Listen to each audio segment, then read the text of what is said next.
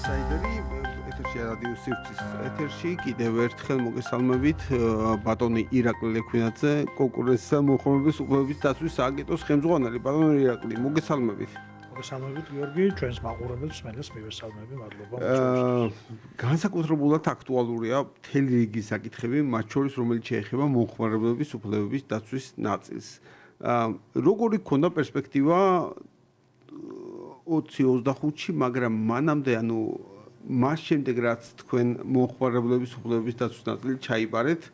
განსაკუთრებით, როგორი გვაქვს სტატისტიკა ამ ნაწილში? კი ბატონო, ჩვენ ხა შეგვიძლია მომხმარებელთა ნაწილით დავიწყოთ. 2 წელია უკვე კონკურენცისა და მოხმარებლის დაცვის აგენტო აღასრულებს ამ მიმართულებას ვიცით რომ კანონი პარლამენტის მიერ იქნა 2022-ში მიღებული და ჩვენ ნოემბრიდან უკვე პროცესი დაიწყო და 2 სრული წელი გავიდა 23-24 უკვე გარკვეული შედარების საშუალებაც გვაქვს როგორია დინამიკა მოხმარებელთა მხრიდან აქტიურობის თუ 2 წლის ჭრილში შევხედავთ ჯამში ჩვენ დაახლოებით 1500-მდე მომხმარებლის პრეტენზია და განაცხადი განვიხილეთ და თუ 2004 შევადარებთ 2023 კი 2 წლიან ჭრილში და თუ შევადარებთ 2024 წელს 2023 წლის მაჩვენებელს პრაქტიკულად გაორმაგებულია მომხმარებელთა მომართვიანობა ეს ნიშნავს იმას რომ უფრო მეტი ცნობადობა არის საკუთარი უფლებების შესახებ მომხმარებლებში ასევე ჩვენს მაყურებელს ალბათ საინტერესო იქნება თუ ჩვენ უფრო სიცხადე შევიტანოთ მომხმარებელთა უფლებების ნაწილი დელეგირებულია არის ენერგეტიკაში სემეკი ფინანსურ სექტორში საქართველოს ეროვნული ბანკი დაზღვევაში დაზღვევის ზედამხედველობის სამსახური და კომუნიკაციების მიმართულებით კომუნიკაციების კომისია სხვა დანარჩენში არის კონკურენციისა და მომხმარებლის დაცვის სააგენტო და ეს ყველაზე ახალგაზრდა უწყება ვართ რომელიც ამ კუთხით სხვა უწყებას ბევრად უფრო დიდი გამოცდილება აქვს მოკლედ ამის თქმა მინდა ამ კუთხით თუ შევხედავთ ახლა სურათს მთლიანობაში ამ 1500 განაცხადიდან ძირითადი წილი და დაახლოებით 70%-მდე მოდის ონლაინ ვაჭრობაზე და მთავარ პრეტენზია ონლაინ ვაჭრობა ყველაზე ისეთი თემაა ხოლმე მომხმარებლებისთვის. ერთ-ერთი სოფლიოში მსგავსი ტიპის ტენდენციაა, იმიტომ რომ ონლაინ ვაჭრობა მზარდია საქართველოში მათ შორის და ონლაინ ვაჭრობის დროს მომხმარებელს უფრო ნაკლები საშუალება აქვს, რომ ფიზიკურად შეეხოს ნივთს ან გატესტოს თუ ტანსაცმელია მოიზომოს ან ფიზიკურად დაათვალიეროს და შეადაროს იმ შემოთავაზებებს და მახასიათებლებს. მაგრამ მიუხედავად ამისა შეუძლია რომ თქვენ მოგმართონ? კი, ესეა და ანუ თუ ონლაინ ნივთს ყიდულობთ საქართველოში რეგისტრირებული ონლაინ პლატფორმიდან ნივთი მიიღეთ და ის არ პასუხობს თქვენს მოთხოვნებს, მაგალითად აცდენილია მახასიათებლებს ან ვარგისია ან დაუშვათ ნაკლოვანია ხო ან ზომა ტანსაცმლის შემთხვევაში და ხშირია ეგეთ შემთხვევები სხვა შორის ამ შემთხვევაში პირველ რიგში რაც საკეთებს მომხმარებელი უკავშირდება მოვაჭრეს და ეუბნება რომ ეს არ არის რაც მე მსურდა თუ მათ შორის ვერ ხდება შეთანხმება და თანხას არ აბრუნებს ან ნივთს არ უცვლის ან არ აღადგენს იმ პრეტენზიას რაც მომხმარებელს გააჩნია უკვე შეგვიძლია მომხმარებელს ჩვენ მოგმართოს და უკვე ჩვენ ვერთვებით საქმეში და ერთვიანი ვადა გვაქვს როცა შეგვიძლია ამ კუთხით ვიმუშაოთ ამ ნაწილზე მომართვიანობის ნაწილი რამდენად ისეთია აქტიური ასე ვთქვათ მომართვიანობა აქტიურია დღეში 1500-ზე 2 წლიანში პირველ 2003-ში იყო დაახლოებით 500-მდე განაცხადი და 900-ზე მეტი განაცხადი იყო 2024-ს ანუ პრაქტიკულად გაორმაგდა და ეს ნიშნავს იმას რომ ესე იგი მომხმარებელმა ვინც შედეგი მიიღო ბევრად უფრო აქტიური კომუნიკაცია აქვს ჩვენს სააგენტოსთან შეუძლია ცხელი ხაზის საშუალებით 15-20-ია ჩვენი ცხელი ხაზი ან ნებისმიერი საკომუნიკაციო საშუალებით მოგმართოს განაცხადი შეავსოს და შემდგომ იწყება ესე ვთქვათ აქტიური კომუნიკაცია მოვაჭრესა და მომხმარებელს შორის რომ შევახატოთ ჯამში 20-24 წელი ან როგორი იყო ასე ვთქვათ თუ მომხმარებლის კუთხით შევაფასებთ ეს იყო ძალიან ისეთი არა მხოლოდ და გადავალ შემდგომ კი ბატონო ამოვწუროთ ეგ თემა მთლიანობაში ძალიან აქტიური მომხმარებლების კუთხით ასევე რამდენიმე ისეთი საკმაოდ საინტერესო გადაწყვეტილება რომელიც აისახა სტანდარტების დადგენაში, ჩვენ რამდენიმე კვირის წინ გამოვაქვეყნეთ 10 მიღებული სტანდარტი და ძირითადად ნაწილი 2024-ში იქნა მიღებული, რომელიც სახელმძღვანელოა მოვაჭრეებისთვის და მომხმარებლებისთვისაც. და მათ შორის არის აი ფასტაკლებების დროს როგორ უნდა იყოს ფასი წარმოდგენილი, სოციალურ ქსელში რეკლამირებისას ფასი რომ უნდა იყოს მითითებული, სერვისი და მომსახურება რომ ქართულ ენაზე უნდა იყოს მიწოდებული, ინფორმირების სტანდარტი რომ რა მინიმალური ინფორმაცია უნდა მივაწოდოთ მომხმარებელს რომ რეალურად არ დარჩეს პრეტენზია რომ აი ასე არ ვიცოდი და დაუშვათ როგორ ხდებოდა ეგ ნაწილები. ამიტომ პრეტენზიას თქვენ თან მოდის ხოლმე. კი, ნებისმიერ შემთხვევაში შემდგომ მოგმართავს ხოლმე ჩვენ. ასე რომ აი ამ ხრივ ძალიან მნიშვნელოვანი იყო და როგორც ქვეყნის შიგნით ამ მომხმარებელთან მუშაობის კონტექსტში,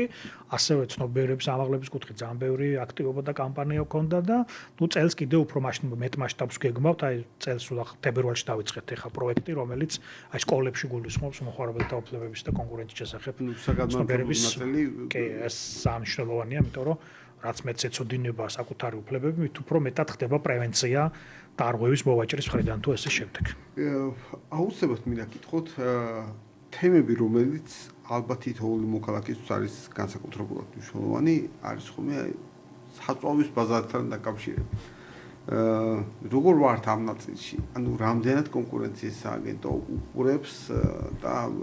ასე ვთქვათ მონიტორინგზე აქვს ეს თემა? კონკურენციის სააგენტო რამდენიმე ბაზრის მონიტორინგს ახორციელებს, მათ შორის არის საწვავის ბაზარი, არის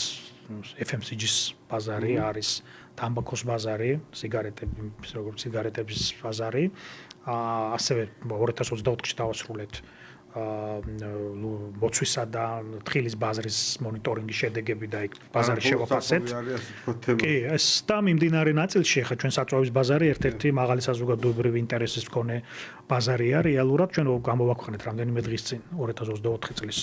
შუალედური ანგარიში, სადაც აღწერილია ის ძირითადი მიმართულებები, რაც 2024 წელს იყო. ჩვენ თუ შევადარებთ წინა წლებს, ჩვენ შუალედური ანგარიშის მიხედვით ვამბობთ, რომ 2024 წელს ბაზარი აკმაყოფილებდა იმ სტანდარტს, რასაც კონკურენტული ბაზარი ქვია, ჩვენ ორ დონეს უყურებთ. ერთი არის იმპორტის დონე, სადაც საკმაოდ რამდენიმე ათეული კომპანია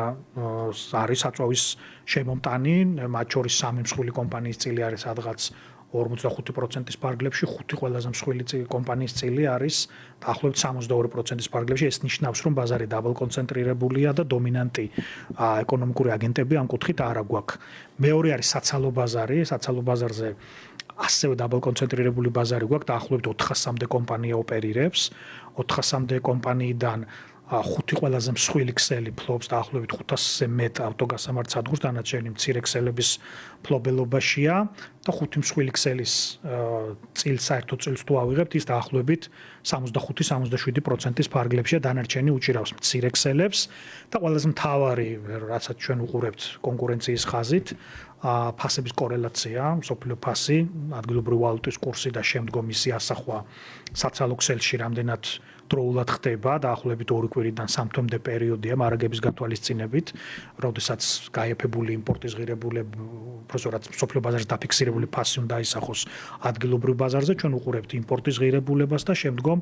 ვადარებთ, ესე რომ ვთქვათ, რამდენად დროულად ხდება მისი ასახვა საცალო ბაზარზე და ხომ არა აქვს დაუშვათ შეყოვნებას ადგილი და შეყოვნება ხო არ არის გარკვეული კოორდინაციის შედეგი. ნაწილი არის ხოლმე ყველაზე ისეთი კითხვადი, ასე ვთქვათ, რომ აი კურსი იცვლება და შემდგომ ადგილზე თითქოს არ ხდება ფასების ცვლილება. აი ამ ნაწილში როგორ შეგვიძლია რომ ვთქვათ, რომ აი მომხმარებელი რა რეაგირების ნაწილში აი როგორ შეიძლება რომ იქცეოდეს, ასე ვთქვათ, აი ეგ ბუნებრივია, ჩვენ მომხმარებელს პერიოდულად როცა ანგარიშებს ვაქვეყნებთ, უხსნით ამ ნაწილს, რომ ბევრ რამეზეა დამოკიდებული, რომ მაგალითად აი დღეს თუ პირობითად მსოფლიოში ფასი გაიაფთა მაგალითად $5, ის ხვალ საცალო ბაზარზე მაგალითად 5 თეთრით ვერ გაიაფთება საწვავი, იმიტომ რომ კომპანიებს ადრე შესყიდული მარაგები აქვთ, მარაგების ამოწურვა მნიშვნელოვანი და შემდგომ როცა გაიაფებული საწვავი შემოდის 2-დან 5 კვირამდე პერიოდში მხოლოდ მას შემდეგ ხდება შესაბამისად საცალო ბაზარზე მისი ასახვა. გარდა ამისა, შარშანდელი წელი გამორჩეული იყო გარკვეული არაპროგნოზირებადი გარემოთი მსოფლიო ბაზრებზე, გამომდინარე იმ პოლიტიკური პროცესებიდან და კონფლიქტებიდან, რომელიც მსოფლიოს სხვადასხვა წერტილში საწვავის ბაზარზე ახდენს მნიშვნელოვან გავლენას. ამიტომ ამ ფაქტორების გათვალისწინებით ის დროის პერიოდი, რა პერიოდშიც ხდებოდა მსოფლიო ბაზარზე და ადგილობრივ საცალო ფასს შორის კორელაცია, ჩვენ მივიჩნიეთ საბაზრო ფაქტორად და არასაბაზრო ფაქტორების გავლენა, აქ ნაკლებად დავინახეთ მთლიანობაში. ასევე თუ შევადარებთ, მაგალითად გასულ წლებთან შედარებით, როდესაც ჩვენ მოკვლევის ეტაპზე გადავედით, ფასდამატების მაჩვენებელს თუ პირობითად კრიტიკულ პერიოდში 2022 წელს ის სადღაც 70 ლარის პარგლებში იყო, 2024 წლის მთელი პერიოდი რო ავიღოთ დაახლოებით 30-40 თეთრიანი, მაქსიმუმ 50 თეთრამდე ფასდამატი იყო ყველა ტიპის საწვავზე, მაქსიმუმებს თუ ავიღებთ და ეს ჩვენ ტაბლოს ფასს ვადარებთ და თუ ამას კიდე დავამატებთ სხვადასხვა აქციების პერიოდს და სხვადასხვა მარკეტინგული აქტივობების შედეგად არსებულ ფასდაკლებებს, მთლიანობაში ის იყო კანონზომიერი და ადეკვატური. აქტივობები გათვალისწინებულია ფასდამატის ნაწილში. ანუ ჩვენ ვხედავთ ერთი ტაბლოს ფასს, მომხმარებელი, რაც ტაბლოზე არის დაფიქსირებული და თუ თქვენ როგორც მომხმარებელი ხართ, მაგალითად ამ თუ იმ კომპანიის loyal ბარათის მფლობელი, დამატებითი ფასდაკლება გეკუთვნით მაგალითად, რომელიც შეიძლება იყოს მაგალითად 5-დან 12-15 თეთრის პარგლებში გააჩნია თქვენს აქტივობას კომპანიასთან მიმართებაში. გარდა ამისა, არის კომპანიები, რომლებიც კვირის გარკვეულ დღეებში საკმაოდ კარგ ფასდაკლებებს აცხადებენ და ჩვენ სხვადასხვა 24 იყო იმ კუთხით საინტერესო, რომ ზოგიერთ მსხვილ ქსელის ფასებს და მცირე ქსელის ფასებს შორის იყო ფასთა შორის სხვაობა პრაქტიკულად მინიმალური, როდესაც წინა წლებში ეს კონტრასტი ბევრად უფრო საგრძნობი იყო და ეს ჩვენ თვლით, რომ ეს გარკვეულად გაზრდილი კონკურენციის შედეგია. ასევე 2024 წელს ჩვენ დავინახეთ რუსეთიდან იმპორტირებული საწვავის წილის შემცირება და გაიზარდა ბულგარეთი, რუმინეთის წილი, ესე ანუ ევროპული საწვავის წილი ჯამში დაახლოებით 35%-იან მაჩვენებელს გადაცდა მთლიან იმპორტში და ეს ნიშნავს იმას, რომ ის უპირატესობა, რაც ადრე რუსულ საწვავს ჰქონდა ფასთა შორის, ეს უპირატესობა დღეს აღარ არსებობს, პრაქტიკულად ფასები გამოთანაბრებულია და ეს დამოკიდებულება, ეს მაღალი პროცენტული მაჩვენებელი პირობითად რაც გასულ წლებში იყო, ამ ეტაპზე დაახლოებით 50%-ამდე არის მთლიანობაში შემცირებული და გაჩნდა ახალი ქვეყნები, როგორც მაგალითად თურქეთი, ბელარუსი და ეს შემდეგ, რომლებთანაც ხორციელდება საქართველოს საწვავის იმპორტი. აი, რო შევხედოთ დაახლოებით ასე ბატონო ირაკლი, აი ევროპული ფასები როგორ შეიძლება იყოს, თქვა თუ ჩვენ რუსულ საწვავს პირობითად დაუწესებდით გარკვეული ტიპის შეწყვეტას, ანუ როგორ შეიძლება მივიღოთ ეს პროცედურა? იცით რა, დღეს მაგალითად იყო პერიოდი, როდესაც საქართველოს მოქალაქე ირჩევს, რა თქმა უნდა, ფასი მნიშვნელოვანია, ხო? და ყოველთვის არჩევანს აკეთებს ფასი ხარისხის კორელაციით და სხვა თანაბარ პირობებში, ანუ თუ ხარისხი თანაბარია, ირჩევს შედარებით დაბალ ფასს და ამიტომ კომპანიების უპირატესობა არის და ჩვენ კონკურენციას რაში ვხედავთ, რომ კომპანიებმა საფასო უპირატესობა გამოიყენონ კონკურენტებთან მიმართებაში და ის არ იყოს თავშოთ ერთი ფიქსირებული ფასი, როგორც იყო გარკვეული წლების წინ. დღეს რუსულ და ევროპულ საწვავს შორის პრაქტიკულად ფასის მიერ უპირატესობა რუსულ საწვავს არ აქვს და ბოლო პერიოდში გარკვეული შეზღუდვებიც არის დაწესებული რუსეთთან საწვავის ექსპორტზე და ეს შეზღუდვები შეიძლება კიდევ უფრო გამკაცრდეს. ამიტომ დღეს პრაქტიკულად ამიტომაც ხდება, რომ ევროპული საწვავის წილი ამ მიმართულებით რეალურად მზარდია. თუმცა აი ფასს ძალიან დიდი მნიშვნელობა აქვს. თუ ისევ გაჩნდება იაფი რესურსი, კომპანიები ალბათ გონივრულ ვადაში უზრუნველყოფენ იმას, რომ იაფი წყაროებზე მოახდინონ გადართვა, როგორც ეს მოხდა დაუშვათ რამდენიმე წლის წინ და მოქალაქეებს შესთავაზონ უფრო საწვავის სამართლიან და ხელმისაწვდომ ფასად. ჩვენ სწორედ ამას უყურებთ მთლიანობაში და ეს მონიტორინგი გრძელდება და 2025 წლის პირველ კვარტალსაც შევაფასებთ, რომ რადგანაც მაღალი საზოგადოებრივი ინტერესია, მუდმივად მივაწოდოთ მოქალაქეებს ინფორმაცია კონკურენციის ხარისხის შესახებ საწვავის ბაზარზე. აუცილებლად როცა საწვავის ბაზარზე ვსაუბრობთ, ხოლმე მეორე მხრივ არის აი მაღალი საზოგადოებრივი ინტერესი ახსენეთ, არის მედიკამენტების ნაწილი. ფარმაცევტიკის ბაზარზე როგორ შეიძლება შევხედოთ ვითარებას? ვიცით რომ ძალიან აქტიურად თქვენ ჩაერიათ თელ რიგ შემთხვევებში, როცა არ იყო ასე ვთქვათ სუბუქად რო ვთქვათ არასამართლიანი კონკურენცია. ხო, გარკვეული პრობლემატიკა ამ ბაზარზე მაინც რჩება და მთავარი მაინც ალბათ არის ის, რომ ჩვენ გვყავს სამი მსხვილი ჰოლდინგური ჯგუფი, რომლებიც ჯამში როგორც საცალო ბაზარზე, ასევე გარკვეულ ვერტიკალში წარმოადგენენ დომინანტ ჯგუფებს და როცა ჩვენ მქონდა ბაზრის შეფასება, იქ თქვით რომ ქმედება უფრო ორიენტირებულია კომერციული მოგების მიღებაზე, ვიდრე მოქალაქეს აძლევს საუკეთესო არჩევანის გაკეთების საშუალებას და ამიტომაც იყო რომ იქ რეკომენდაციები, რომლებიც შემდგომ დაინერგა, იყო ელექტრონული, ჯენერიკული რეცეპტები,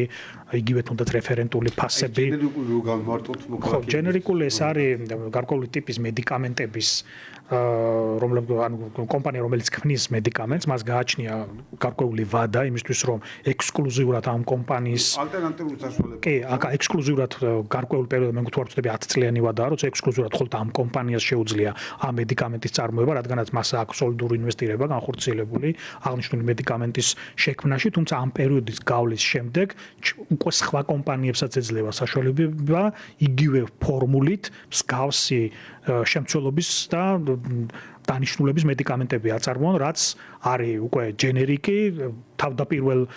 პროექტთან შედარებით მათ ბევრად უფრო იაფი უჯდებათ ჯენერიკული მედიკამენტის წარმოება და შესაბამისად ხდება უფრო ფართო არჩევანი, დიდი არჩევანი და ეს ქმნის უფრო მეტ კონკურენციას და აიაფებს ფასს. ამიტომ ჯენერიკული მედიკამენტების წვდომა ნებისმიერ ბაზარზე არის კარგი ალტერნატივა იმისთვის, რომ მოქალაქეს კონდეს მეტი არჩევანი და ჩვენ ამის კარგი ანალიზი გავაკეთეთ, როდესაც აი ფასთა შორის სხვაობები იყო სოლიდური, სხვადასხვა ერთი და იგივე ტიპის ერთი და იგივე ბიოლოგიური აქტივობის შემცველ მედიკამენტებს შორის, თუმცა მოქალაქეებში სულ ეს კითხვა რომ აი რატომ ამხელა სხვაობა? კი, და ნუ იქ არის სხვადასხვა წარმოშობის ქვეყნები და ყველაზე მთავარი პრობლემა ჩვენ დავინახეთ იყო არაკეთილსინთეზური მარკეტინგის ფაქტები, როდესაც რეცეპტის გამომწერი პირდაპირ მიუთითებდა იმ კონკრეტულ მედიკამენტს, რომელიც იყო ძვირადღირებული და რომელსაც ჰქონდა შესაძლებლობა მოგების ბევრად უფრო მეტი მარჟა.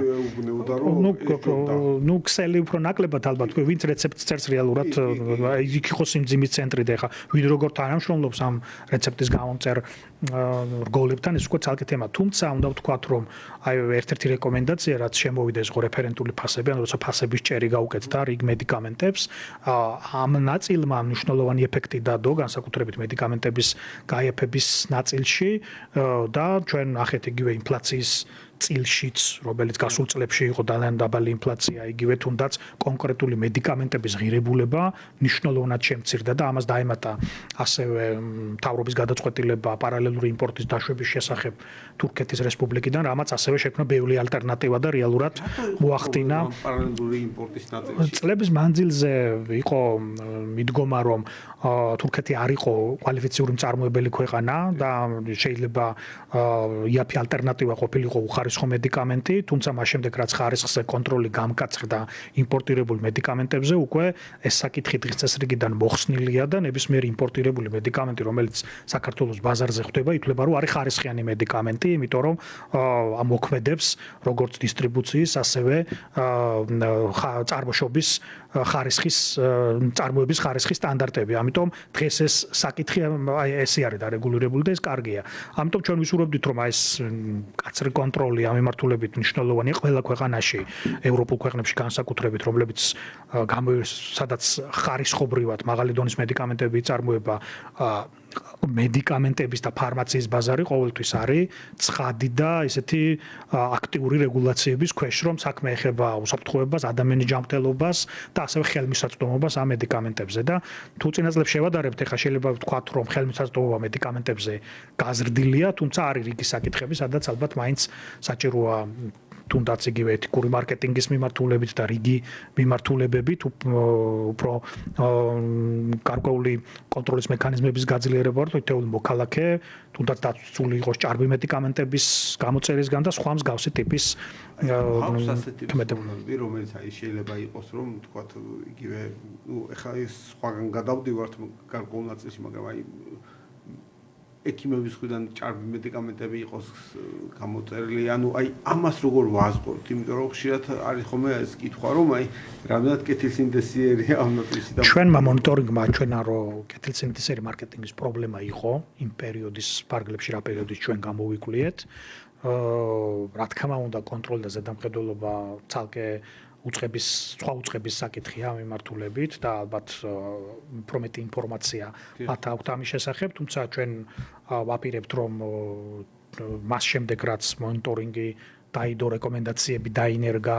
და გარკვეული პერიოდი გავიდა, ეს ამ ბაზარზე ზეგავლენის შეფასების ანგარიში გავაკეთოთ და იქ ალბათ გამოჩნდება თუ ისევ მსგავსი ტიპის პრობლემასთან გვაქვს საქმე. ვფიქრობ, საკურადღებო ნაწილია და კონტროლის გაძლიერება ალბათ ამ კუთხით თუნდაც მონიტორინგი ბევრ სურათს აჩვენებს, აქვს თუ არა მსგავსი ტიპის შემთხვევების საქმე, იმიტომ რომ მე თქვენ როცა ვართ პაციენტები ექიმს ვენდობით, რეცეპტის გამომწერს ვენდობით და მთლიანად დამოკიდებული ვართ, ისე რომ ვთქვათ, ამ ნაწილზე, რომ აი, კი, თუმცა აი რეფერენტული ფასების შემოღების შემდეგ ალბათ ესეთი ტიპის პრობლემა ნაკლებია, იმიტომ რომ ამ საკითხმა ბევრი პრობლემა მოხსნა, იმიტომ რომ ეს კატასტროფული მარჟები პრაქტიკულად ამ ჭერის დაწესებამ შეიძლება ითქვას, რომ გარკვეულ ჩარჩოში მოაქცია. კი, ბატონო, როცა მარჟები აღარ არის, ასე ვთქვათ, მაგნატში ბუნებრივია. ბატონო რეკლი, ახსენეთ თქვენ ევროკავშირის ნაწილი და რეგულაციების თემა. რამდენად აქტიურად ხართ, ასე ვთქვათ, იგივე ასოცირების ხელშეკრულებიდან გამომდინარე ევროკავშირის რეგულაციებთან, ვთქვათ, სააგენტოს საქმიანობა? ეს კარგი კითხვაა, იმიტომ რომ ჩვენ შარშან დავხურეთ პროექტი, რომელიც გულისხმობდა ჩვენი არსებული კანონმდებლობის, როგორც მომხმარებლების, ასევე კონკურენციის ნაწილში ევროპულ სტანდარტთან დაახლოებას, იმიტომ რომ ევროპული კონკურენციის კანონმდებლობა და მომხმარებლის დაცვის კანონმდებლობა ითვლება, რომ ერთ-ერთი ყველაზე კარგი სტანდარტის, კარგი პრაქტიკის მქონე და მაღალი დონის არის. ჩვენ პირველი გაუმჯობესება კანონმდებლობის 2020-ში მქონდა და დაახლოებით 2020-დან 2024 წელს გაუმჯობესების მაჩვენებელმა კონკურენციის ნაწილში მიაღწია 75%-იან მაჩვენებელს ევროპულ საუკეთესო პრაქტიკასთან და კანონმდებლობასთან. და ასევე გვაქვს რეკომენდაცია შემდეგში რა უნდა გავაკეთოთ და ეს იქნება ალბათ სახელმწიფო დახმარებების კუთხით გარკვეული საკანონმდებლო ჩარჩოს გაძლიერება ჩვენს კანონმდებლობაში, რომ აქაც კონკურენტული გარემო იყოს მაქსიმალურად უზრუნველყოფილი და რაც შეეხება მომხმარებელთა უფლებების დაცვის კანონმდებლობას, აქაც გაუმჯობესება გვაქვს დაახლოებით 70%-დან 95%-მდე არის თავსებადი ევროპულ კანონმდებლობასთან და საუკეთესო პრაქტიკასთან ჩვენი კანონმდებლობა და ამ კუთხით ვფიქრობ, რომ ის ვალდებულებები, რაც ქვეყანას ჰქონდა კონკურენციის და მომხმარებელთა უფლებების ნაწილში საკმაოდ მაღალ ნიშნულზეა. ეს ძალიან მნიშვნელოვანი ნაწილია და ამაზობაში ჩნდება ხოლმე კითხვა, რომ აი გარდა იმისა, რაც ასე ვთქვათ, პოპულარულია თემები, იგივე საწვავის, მედიკამენტების, რა ნაწილში აწარმოებს კიდევ სააგენტო მოკვლევას, ასე ვთქვათ, თემების, რომლებიც გარკვეულწილად თითოეულ ჩვენგანს ეხება, მაგრამ ესე არა აქტიურად, ასე ვთქვათ. კი, ეგ ძალიან კარგი კითხვაა. მონიტორინგის კუთხით ჩვენ მე ვფიქრობ, რომ ძალიან საინტერესო მიმართულება გვაქვს FMCG-ის ბაზარი, იმიტომ რომ ყოველდღიური FMCG-ო განუმარტოს. ხო, ეს არის პრაქტიკულად ქსელური მარკეტები და ფასები.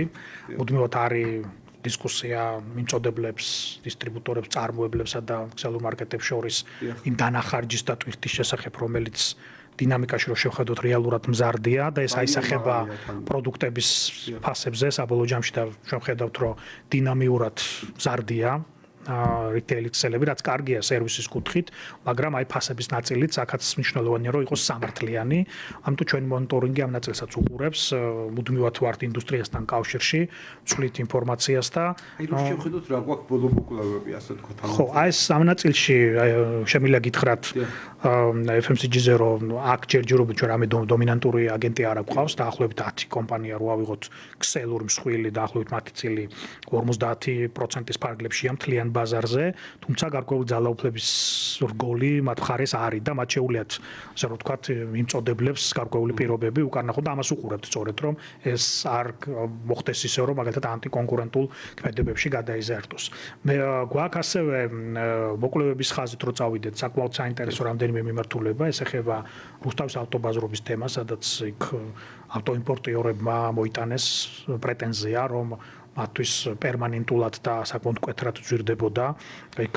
ავტომობილების განთავსება და ფასი. ერთ-ერთი თავარი საკითხი. ერთ-ერთი დიდი თემაა და ალბათ ამ წელს ჩვენ დავასრულებთ პირველ ნახევარში აღნიშნულ მოკვლევას და მივიღებთ გადაწყვეტილებას ქონდა თუ არა დომინანტური მდგომარეობის არასათანადოდ გამოყენებას ადგილი. გვაქვს მოკვლევა, რომელიც გულისხმობს ონლაინ კომერციის ბაზარზე ასევე დომინანტური მდგომარეობის შესაძლო არასათანადოდ გამოყენებას. გვაქვს ბათუმში ეს არის ეხება ელექტრონულ კომერციას და ანუ პლატფორმებზე სადაც ხდება სხვადასხვა სასტუმროების თუ რესტორნების თუ სხვადასხვა მსგავსი ტიპის შეთავაზებების განთავსება. იქ მომჩივანი ჰქონდა პრეტენზია რომ არ იყო თანაბარი პირობები წვდომის აღნიშნულ პრობლემატიკაზე და ამიტომ ამ საკითხის განხილვა და მიმდინარეობა მიდის ახლა. გვაქვს ბათუმში თევზის ბაზართან დაკავშირებული მოკვლევა, რომელიც იქ გულისხმობს ასევე შეთანხმებულ ქმედებას კონკრეტული ეკონომიკური აგენტების წინააღმდეგ და ასევე საკმაოდ საინტერესო მოკვლევა იგივე ფარმაციაზე 8 კომპანია ჩვენ დაკვირვების ქვეშ, რომლებსაც 14 მედიკამენტის შემთხვევაში გააჩნიათ დომინანტური მდგომარეობა მედიკამენტების იმპორტს ეხება საქმე და მათი მარჟები არის დაახლოებით 200% და მეტი და ხო ხდება ამ 200% მარჟა შეიძლება არსებობდეს? კი, არის ეს სხვა შორის მედიკამენტების ნაწილში. ესეთი პრაქტიკა არის. ერთი ამის ახსნა შეიძლება და ობიექტური საბაზრო ახსნა შეიძლება კონდეს ის რომ თუ კომპანიას დიდი ინვესტიცია აქვს ჩადებული მედიკამენტის შექმნაში ის დროის გარკვეულ პერიოდში მაღალ მარჟაზე მუშაობს, იმიტომ რომ მან უნდა მოიღოს ჩადებული ინვესტიცია, რადგან გარკვეული პერიოდის გასვლის მერე ჯენერიკები შეიქმნება და ისა, მაგრამ თუ ეხა არ არის კომპანია ამ მედიკამენტისში ინვესტიციის განხორციელებელი, მაშინ მნიშვნელოვანია გაანალიზდეს რისგან შედგება ეს 200%-იანი მარჟა. სრულყოფილი შესწავლა ამ ნაწილში რომ ალბათ წელს გარკვეულ გადაწყვეტილებებს გარკვეულს ამ кейსს დავხურავთ ალბათ და გამოვიტანთ გადაწყვეტილებებს თუ რისგან შედგება ეს 200%-იანი მარჟა და არის თუ არა ის საბაზრო და ობიექტური ფაქტორებით შედგენილი და არა დაუშვათ რაღაცა აი ხელოვნური მოთხოვნით, რაც ჩვენმა წინა მონიტორინგმაც აჩვენა, რომ აი ხელოვნური მოთხოვნის შექმნით შეიძლება სტიმული გაუწიო ჯვირადღირებული მედიკამენტების რეალიზაციას. აი ამის გარკვევა მიმდინარეობს. კი ბატონო, აი ბატონო, აი სულ დგას კითხვა, რომ აი სააგენტო არის თქვათ გარკვეულწილად ესეთი ბრჭყალებში სადამსჯელო ფუნქციით თუ აქვს კომუნიკაცია ბიზნესთან? აი როგორ ხდება თქვათ იგივე თქვენი კომუნიკაცია ბიზნესთან, რომ მაინც და მაინც არ იქნას განხილული საკითხები, რომ აი ეს არის აუცილებლად სადამსჯელოდ გადაწყვეტილება. სოფლიოში არის ორი მოდელი და ორი მოწყობა. ანტიმონოპოლიური და კონკურენციის დამცველი უწყებების. არის ამერიკული, რომელიც არის სწორედ ორიენტირებული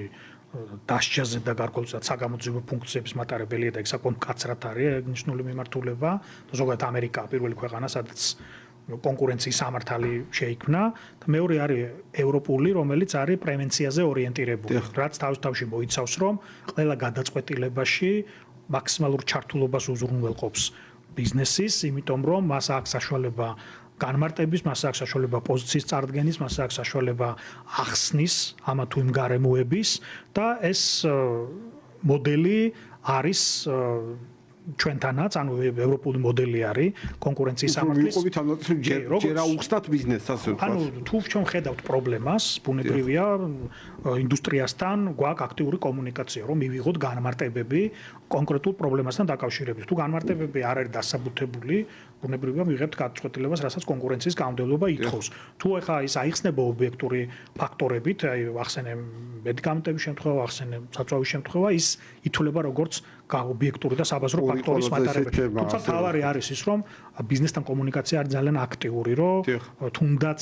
ახალი რეგულაციების ახსნის, ახალი პრაქტიკების დანერგვის ნაწილში, რომ დარღვევების პრევენცია მოხდეს და არა ის, რომ მაინდა-მაინც დარღვევაზე მოვახდინოთ,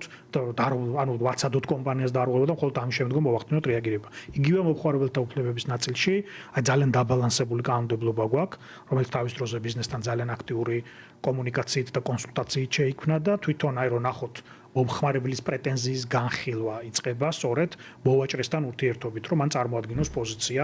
მასთან დაკავშირებით, თუ რა პრეტენზიაც აქვს მოვაჭრეს და აი გულწრფელად თუ ამბობ, ძალიან უნდა მოინდომოს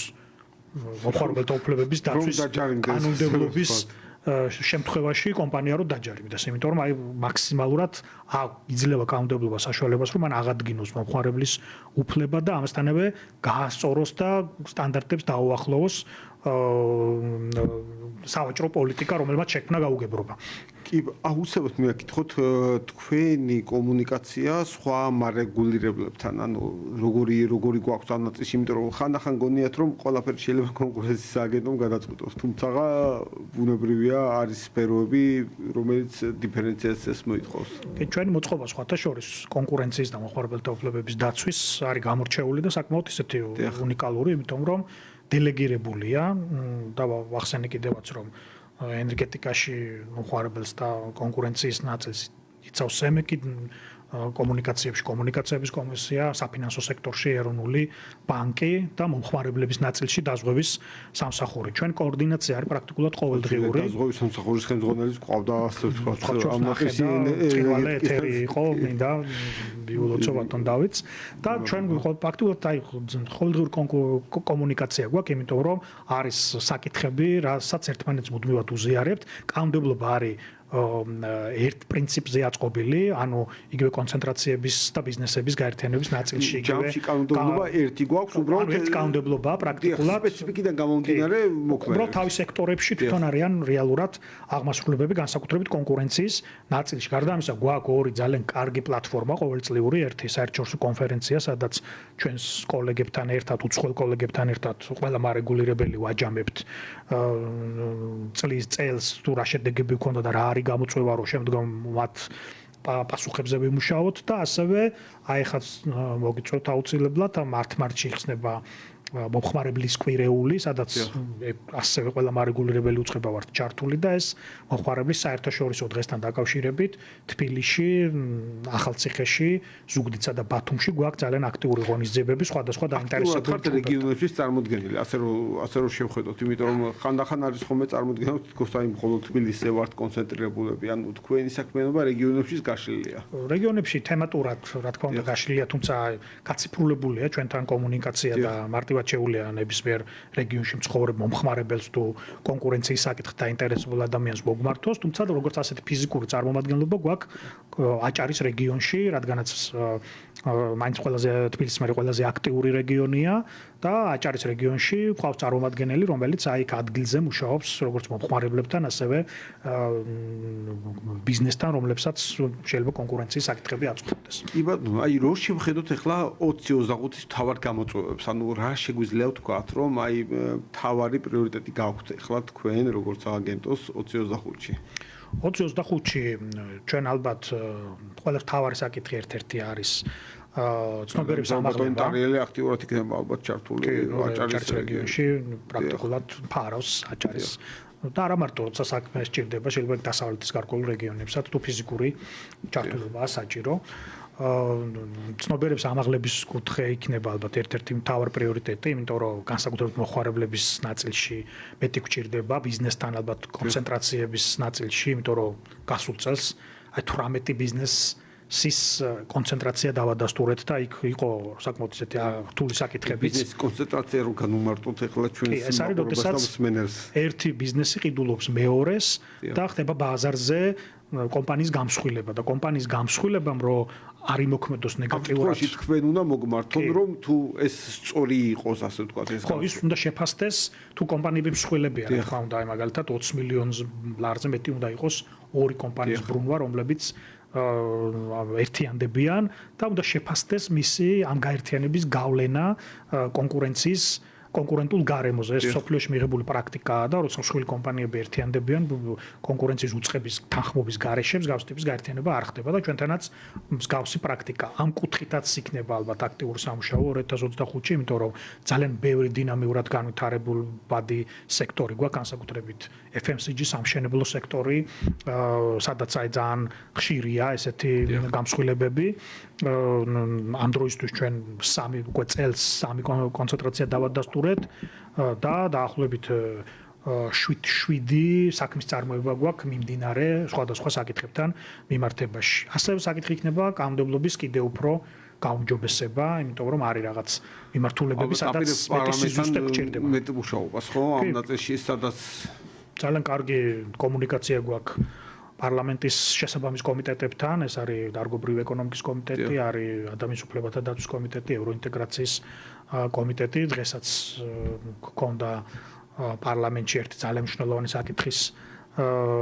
გავლა, ეს იყო რომელია ეს ეს იყო 2020-ში შესული ცვლილებების თანახმად, უნდა შეცვლილიყო მმართველობითი საბჭო, კონკურენციის უწყების, ანუ და შემოსულიყო 5 კაციანი საბჭო, რომელიც იქნებოდა ვადიანი და 2027-დან შედიოდა ის ძალაში, ორჯერ გადაიდო, იმიტომ რომ მას ჭირდება ფინანსური რესურსი, ერთჯერადად წელიწადში დაახლოებით საწყის ეტაპზე $1,000,000 ლარი და შემდგომ ყოველწლიურად ჭირდებოდა 600,000 ლარის ფარგლებში, გარდა ამისა ფიზიკური ინფრასტრუქტურა და შესაბამისი აღჭურვილობა და შიდა რესურსის უფრო მეტი მობილიზება და ჩვენ ჩაითვალა და გაანალიზდა არსებული მმართველობითი სტრუქტურა, საერთაშორისო შეფასებების მიხედვით ჩვენ საკმაოდ კარგი შეფასებები გვაქვს ჩვენი საერთაშორისო პარტნიორებისგან, როგორც აღსრულებაში, როგორც კარგი აღსრულება გვაქვს კონცენტრაციების, კარტელების ნაწილი დავადასტუროთ თქვენი კუთხით და ამიტომ ჩაითვალა საჭიროდ რომ ეს ზედმეტი რგოლი ბიუროკრატიული და პლუს დამატებითი რესურსის მატარებელი ამ ეტაპზე არ ჩაითვალა საჭიროდ რომ შემოსულიყო თან ამასთანავე ბევრი ევროპული ქვეყნის პრაქტიკა იქნა გაანალიზებული, იგივე ავსტრია, გერმანია, პოლონეთი, სადაც უნგრეთი, შვედეთი, ესტონეთი, სადაც აი როგორც დღევანდელი სტრუქტურა მსგავს ტიპის თქვენ ძალიან გამოირჩევით ამ საერთაშორისო პრაქტიკის ანალიზის ნაწილში. კი, ჩვენი სფერო ისეთია, რომ მნიშვნელოვანია, რომ საუკეთესო პრაქტიკის გაზიარება მოხდეს და აქ დავამატებ იმას, რომ გარდა ამისა ჩვენ 2023 წლის ბოლოს ისედაც გავაუმჯობესეთ ჩვენი სტრუქტურა და ის ორგებული გავხადეთ ახალ მოთხოვნებზე, რომელიც ამ სფეროში არსებობს. ძალიან დიდი მადლობა ბატონო ირაკლი, ძალიან ამომწურავი. დიდი მადლობა თქვენთვის. მე ვფიქრობ, რომ თქვენი სფერო არის ის საკითხი, რომელიც თითოეულ ჩვენგანაც ეხება, ასე რომ ვთქვათ, იმიტომ რომ აი ყოველდღიური საკითხები ხანდახან უბრალოდ არის ხომ ვის მიმართოთ და არის რეალურად სტრუქტურა, რომელსაც შეგვიძლია რომ მიმართოთ და ეს არის თქვენი ამ შემთხვევაში თქვენი სტრუქტურა. დიდი მადლობა. დღეს ბიზნეს ინსაიდერი დასრულებულია, ჩვენ შევხვდებით ოთხშაბათს.